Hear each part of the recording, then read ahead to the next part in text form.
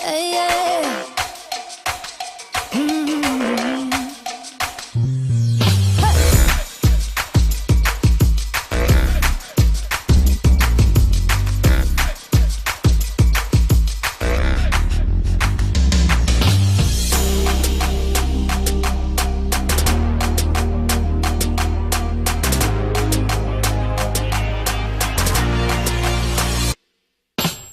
Assalamu alaikum wa rahmatullahi wa barakatuh. Bonsoir et bienvenue en cette première édition du jeu Grand Concours pour jeunes champions et championnes, bien sûr.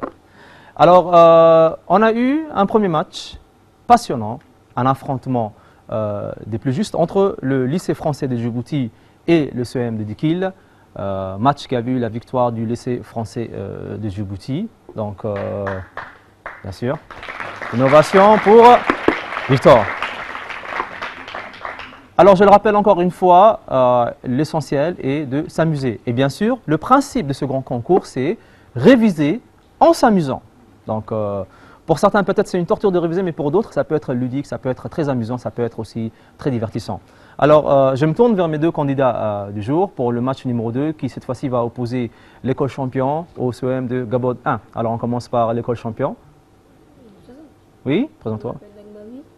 Donc là, je suis en classe de 9e à l'école champion. Alors, Dagmawi, te voilà arrivé donc en huitième de finale. Comment tu te sens? Content et voilà.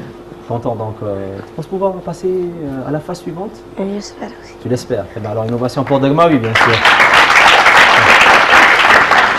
Alors, pour notre candidat représentant le CEM de Gabod 1. Je m'appelle Khalid Mohamed Alaï et je suis en classe de 9e 6 du collège Gabod 1. Très bien, alors tu vas arriver en cette phase. Penses-tu pouvoir continuer pour la suite? Espérons. Espérons. Très bien, alors nous avons beaucoup d'optimisme, c'est très bien.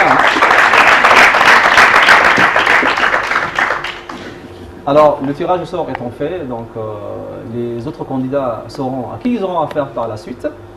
Donc, pour l'instant, ce match concerne uniquement donc l'école privée champion et le CEM de Gabod 1. Alors, même principe de base,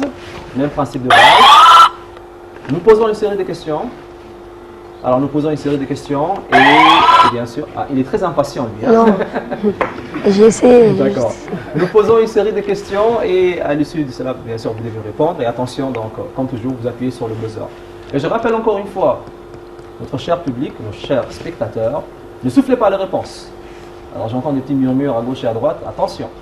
Si pour une raison que ce soit, si le candidat a une réponse que vous avez soufflée, il peut être disqualifié. Ok? Bien. Alors, champion, à vos marques et que le meilleur se démarque. Alors, nous commençons toujours par une question de culture générale. Quel arbre produit la papaye? La baya, le papayer, le papier? Le papayer. Le papayer, très bonne réponse. Alors français cette fois-ci. Alors dans quel type de texte cherche-t-on à défendre un point de vue? Argumentatif. Texte argumentatif, je vais répondre. Ah ben ça commence fort, hein? C'est serré déjà dès le départ. Alors histoire-géographie, quel titre porte le monarque de l'Empire byzantin? Quel titre porte le monarque, le roi de l'Empire byzantin? Ou l'empereur, si vous voyez. Quel titre porte? Sultan. Ce n'est malheureusement pas la bonne réponse. Non plus. Temps. Alors, la réponse exacte est le Basileus. Alors, EPS. Citez un type de lancer. Un lancer enseigné en EPS au collège. Citez un lancer enseigné en EPS au collège. Le chute n'est pas la bonne réponse. Temps. Alors, lancer. Quand on dit lancer, automatiquement lancer du poids. Vous faites souvent ça en EPS, hein, je l'espère. Hein. Attention, sinon votre prof d'EPS ne sera pas content. Hein. Bon, alors on passe à une question de physique-chimie cette fois-ci. Vous avez 3 choix. Une seule réponse est correcte. L'eau de chaud se trouble en présence de du gaz carbonique, du dihydrogène, du dioxygène? De l'oxygène. Ce n'est malheureusement pas la bonne réponse. Du gaz carbonique. Alors du gaz carbonique, réponse A, très bonne réponse. SVT cette fois-ci, chez les plantes à fleurs. Chez les plantes à fleurs, où se trouve l'ovule? Chez les plantes à fleurs, où se trouve l'ovule? Dans les racines. Ce n'est malheureusement pas la bonne réponse, non.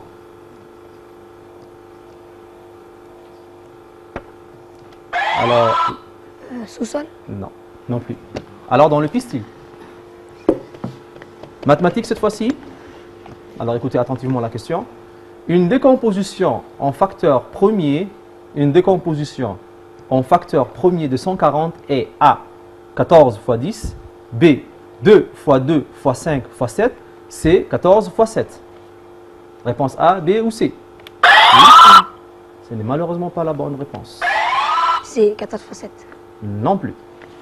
Alors, une décomposition, normalement, c'est la réponse B, c'est 2 fois 2 fois 5 fois 7. Alors, culture générale cette fois-ci. Attention, c'est un lézard. C'est un lézard qui vit en Afrique.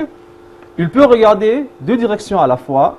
Il capture ses proies à l'aide de sa langue collante et change de couleur en fonction de son environnement. Yes! Le caméléon. Le caméléon, très bonne réponse. Alors, vocabulaire cette fois-ci. Comment appelle-t-on une nuit passée sans dormir? Comment on appelle cette nuit où on ne dort pas? Comment on appelle cette nuit passée sans dormir? Attention très cher public, on ne souffle pas la réponse. Temps. Alors, au public, cette fois-ci, on passe le micro. Alors, je le rappelle encore une fois, on ne souffle pas la réponse au candidat. Sinon, tel le loup avec les trois petits cochons, je veux souffler, vous allez tous sortir. Allez, alors, comment appelle-t-on une nuit passée sans dormir? Bonsoir, je m'appelle Souhaïd Mohamed Ahmed, je suis au collège de Clover 4. Je crois que la bonne réponse est une nuit blanche. Une nuit blanche. Excellent. Alors, EPS cette fois-ci, question de sport. Alors, comment s'appelle l'engagement du ballon au volleyball? Comment s'appelle l'engagement du ballon au volleyball?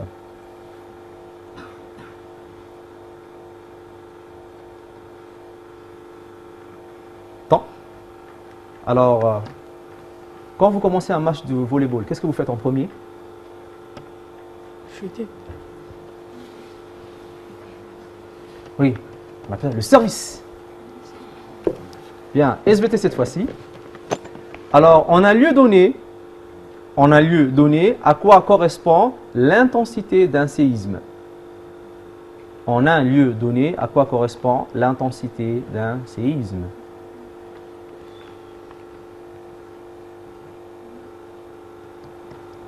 Temps. Alors, la réponse est à ses effets. C'est bizarre, hein? On a des questions d'SVT qui tournent autour de séisme, de sismo. C'est quoi? C'est à cause du tremblement de terre? Oh, bon. Allez, histoire-géographie cette fois-ci. Histoire-géographie, le massacre de Sétif en Algérie a eu lieu en quelle date? Le massacre de Sétif en Algérie a eu lieu en quelle année, je veux dire? Donnez la date. Le massacre de Sétif en Algérie a eu lieu en quelle année?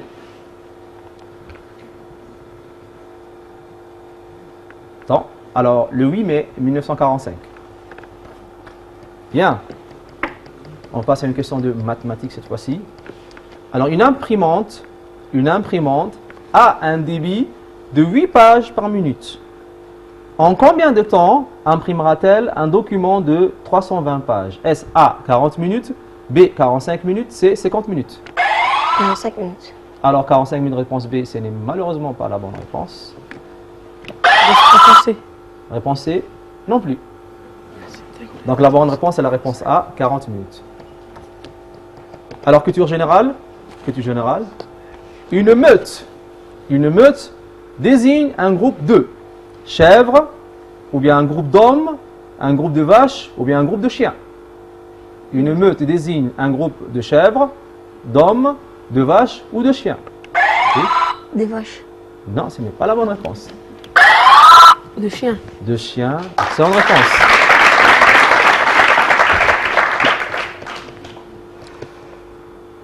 Alors, mathématiques encore. Quelle est la forme? Quelle est la forme développée du produit souvent? A, on ouvre la parenthèse, A moins B, on ferme la parenthèse, on rouvre la parenthèse, A plus B. Quelle est la forme développée? Oui. A carré moins B au carré. A carré moins B au carré, excellente réponse. Alors, histoire-géographie cette fois-ci. Sur quel océan? Sur quel océan est ouvert le Japon de l'endroit? Sur quel océan est ouvert le Japon de l'endroit? L'océan Indien. L'océan? Indien. Non, ce n'est malheureusement pas la bonne réponse. Oui. Pacifique. L'océan Pacifique, excellent. Alors, conjugaison cette fois-ci. Conjuguer le verbe apercevoir. Conjuguer le verbe apercevoir au subjonctif présent à la troisième personne du singulier. Il est aperçu. Oui? Il est aperçu. Non, ce n'est pas la bonne réponse. Désolé. Alors, conjuguer le verbe apercevoir au subjonctif présent à la troisième personne du singulier. Temps. Alors, y a-t-il quelqu'un dans le public? Non plus. La réponse exacte est qu'ils aperçoivent. Bien. EPS cette fois-ci. EPS cette fois-ci. Alors, citez un sport collectif de main enseigné en EPS au collège. Oui. Basketball. Alors, c'est la bonne réponse. Donc, alors, concernant cette question, il y avait trois réponses possibles. C'était handball, volleyball et basketball. Alors, physique-chimie cette fois-ci. Physique-chimie. Alors, vous avez trois choix, une réponse exacte, comme d'habitude. Une force est caractérisée par un point d'application, une direction, un sens, une valeur. Un point d'application, deux directions et une norme. Seulement deux points d'application, A, B ou C. Alors, réponse A, excellente réponse. Et bien, notre candidat de Gaboda est en train de filer à l'anglaise. Hein? Alors, SVT cette fois-ci, quel nom d'antan? Alors, quel nom d'antan a cet instrument équipé d'un capteur de mouvement du sol? Quel nom d'antan a cet instrument équipé d'un capteur de mouvement du sol? Essentiellement. Non, ce n'est pas la bonne réponse. Alors, la réponse exacte est... Public, non plus? Sismographe. Encore? Sismographe. Tout tourne autour de tremblement de terre aujourd'hui. Allez, culture générale. En combien de chapitres ou sourates est divisé le Saint-Coran? En combien de chapitres ou sourates? 30. Oui? 2. Non, La mec, elle a me dit. non, en combien de chapitres ou sourates est divisé le Saint-Coran? Temps. Alors, la réponse exacte est 114 sourates. 114 sourates ou chapitres. Alors, physique-chimie cette fois-ci. Trois choix, une réponse exacte. Hein. Comment appelle-t-on les ions ou bien les ions positifs? A, anion. B, cation. C, proton. Cation. Alors, tu as dit cation? C'est la réponse exacte. Réponse B. Alors, dernière question, question des mathématiques pour clôturer ce match. Et bien sûr, nous avons un score de 8-2. Combien de faces possède un tétraèdre? Combien de faces possède un tétraèdre? Non, ce n'est pas la bonne réponse, malheureusement. Donc, combien de faces possède un tétraèdre? Oui. 5. Non plus. Alors, le chiffre exact est 4. Et bien sûr, nous avons un gagnant.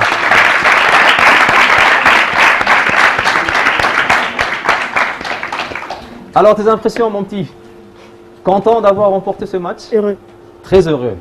Mais on dirait que tu as encore peur, hein, parce qu'il y a d'autres candidats qui t'attendent. Tu es en train de faire le calcul déjà, n'est-ce pas? Alors, bien sûr, pour Degmawi Innovation, hein, et c'est bien défendu. Alors, ne t'inquiète pas, tu seras toujours champion. Tu as déjà passé une phase, c'est une victoire en soi. Hein, tu peux répartir la tête haute. Je suis sûr et certain que tu es devenu une star parmi tes camarades aujourd'hui. Hein. Tu passes à la télé, ah, c'est Degmawi. Donc, génial. Alors, approchez. Approchez.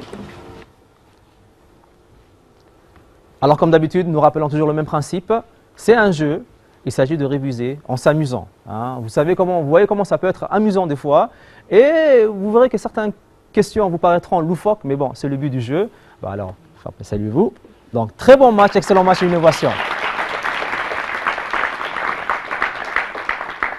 Alors, quant à vous, très cher public, bien sûr, et très chers téléspectateurs, restez avec nous. Le jeu continue. On se retrouve pour le match suivant. Au revoir et à bientôt.